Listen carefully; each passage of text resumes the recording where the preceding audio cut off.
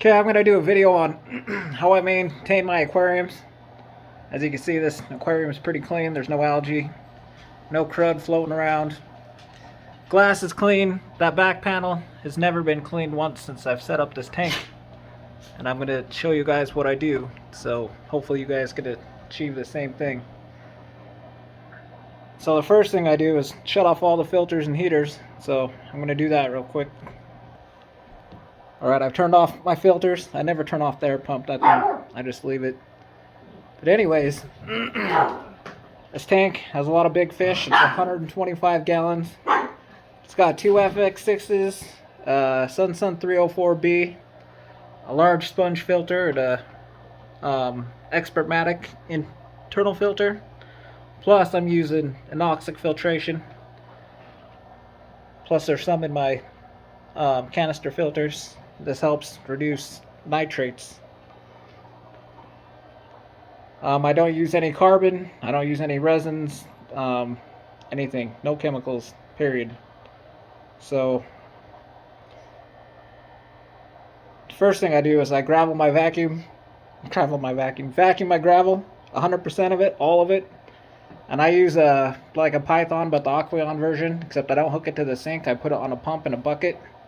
I either set it on my lawn or in my bathtub, and it just makes everything faster and quicker. So let me get that started. You guys are probably already aware of how to start these and just put it in the water.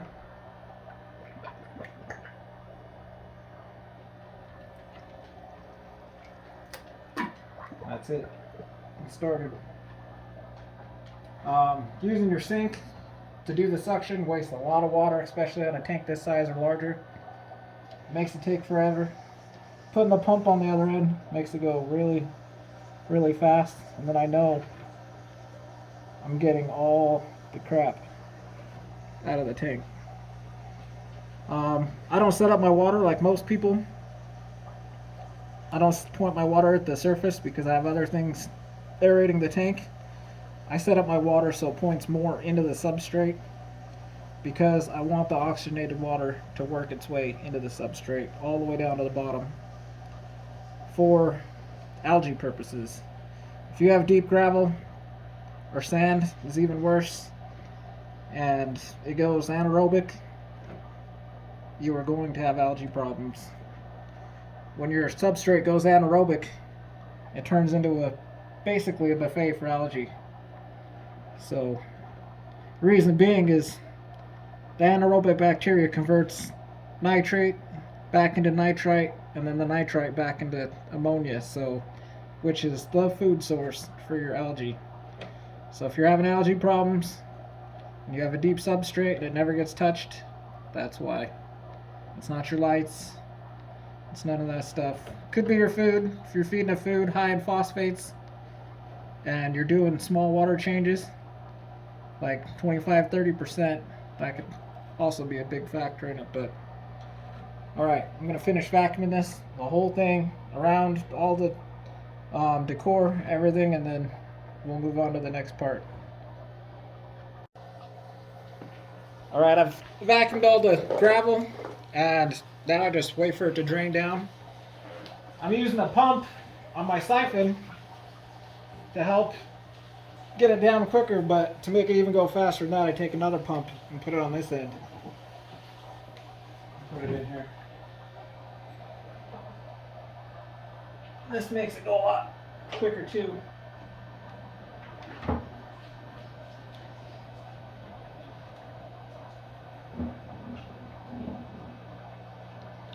Anyways, I was talking about how I have my water pointed. It's for a reason. One, I want to get oxygen all the way into the gravel, but two, a lot of the poop works down into the gravel. You never see it. It goes down into the gravel. So every time I do a water change when I gravel my vacuum, I say 75% of the week's poop gets taken out of the system. It's not there. It's not in there breaking down in your filters. The other thing is about the anaerobic bacteria, and I know everybody's going to say, oh, you're crazy. Everybody tell you that anaerobic bacteria reduces nitrates by converting nitrate into nitrogen. Well, That's not true. Doesn't happen.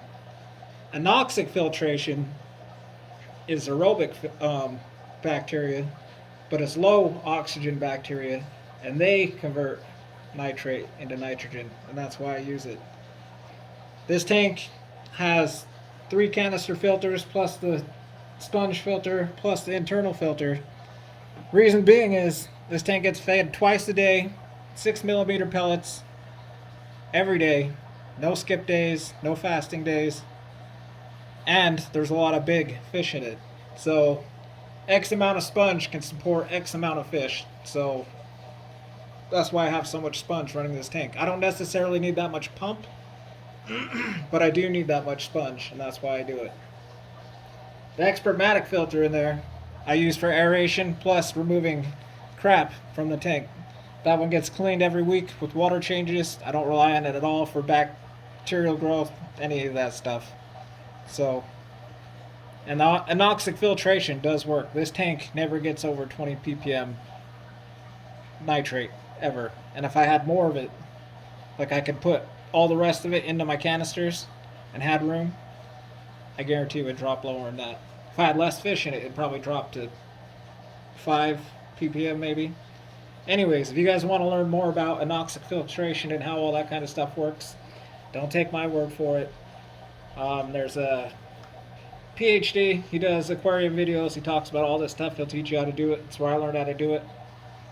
His name's Kevin Novak, PhD. That's the name of his channel. He'll teach you all about it. He'll teach you about all the bacteria, what they do, why they do it, how they do it, all the chemistry. He'll teach you everything.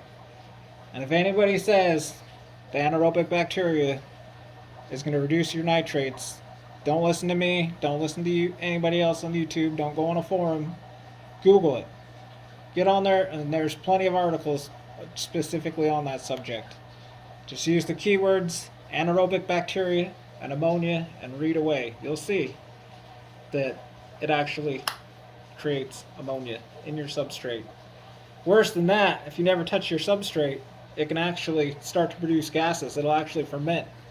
So if you ever open your tank and you've got bubbles coming out of your substrate, or you open the top lids of your tank and it smells like sulfur, you got problems, and it's very toxic to your fish.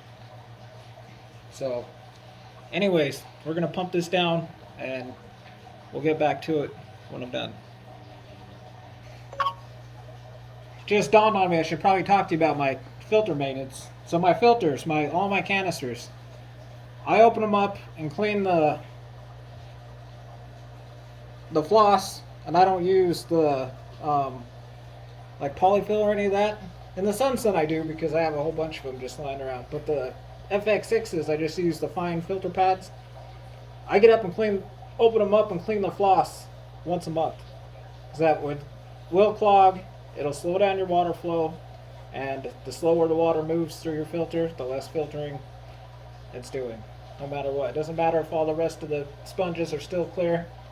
So when I open them up and clean the fine filter pad, I lift up all the trays and look at the sponges. If they're clean, I stick them back in there and they keep going. If they're dirty, I take them to the tap, rinse them out. And this is another myth in the not the YouTube, but aquarium hobby. Rinsing in the tap. The amount of chlorine in your tap water is so small that rinsing your filters in it does nothing. You would have to fill a bucket full of tap water, drop all your media in it, and let it sit there for almost 2 hours for it to kill your bacteria. The minute and a half it takes you to rinse your sponges does nothing. The actual rinsing your sponges, that's where you lose your bacteria. All that brown stuff going down the drain, that's your bacteria. All that slime in there, that's a biofilm, and that's what you want. So when you rinse your sponges, give them a few squeezes, just enough to clear them up and get them flowing again, but leave a lot of that bacteria in there. Don't rinse them until they're perfectly clean. Just give them a 4 or 5 squeezes, stick them back in the filter and send it. You'll never have a spike, a mini spike. You'll never have a bacteria bloom or anything like that. It'll just run perfect all the time. It'll be like your tank's on autopilot. Another thing, deep substrate and anaerobic bacteria.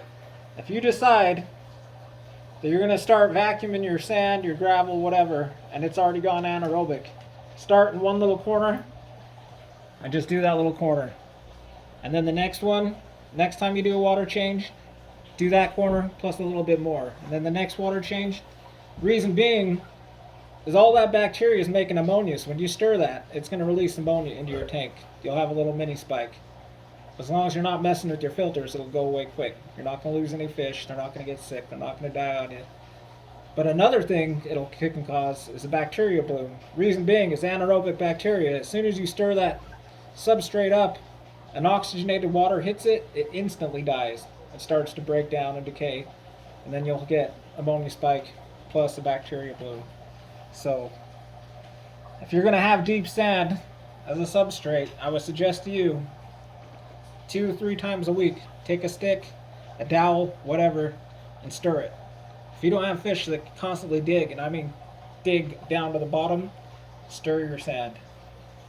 And your tank will run much cleaner. You won't get the algae problems or any of that kind of stuff. Alright, we're going to finish pumping it down. Alright, the tank's all drained down. This is how far I take the water in every one of my tanks. Doesn't matter if it's fry, juveniles, adults, big boys like this, Victorian, Tanganyika, Malawi, South American, it doesn't matter. I do all of them like this, no matter what. Every week. This is how it gets done. Cleaning the glass. This tank right here only needs the glass cleaned about every 2 months. And I never clean the glass before a water change. I always do it after. Because I don't grow algae or anything like that. You get a little bit of a biofilm built up on your glass. And instead of cleaning all that bacteria, which is beneficial, off, and then sucking it all out, I just let it go into the filters. If you get everything right, you do your maintenance right, you get your filtration on point, you won't even have to clean your glass. This tank right here, I'll show you. This tank right here has not had its glass cleaned in 10 months. Little over 10 months. Not touched. Nothing. And as you can see, the decor, the glass, the fake plant, everything. No algae, nothing. It's perfect. Even that sponge, which hasn't been cleaned in over a year, it's pristine. Looks like I just put it in there. Anyhows, that's about it. All that's left to do is fill the tank back up. I use Seacom Safe. If you have big tanks, use Safe instead of Prime. It's a lot cheaper. But yeah, hope that helps somebody. This will probably be my one and only talking video because I don't do these. I just like to share my fish. People who also enjoy fish. So if this answers some questions or helps somebody out their algae problems, right on. Anyways, that's it.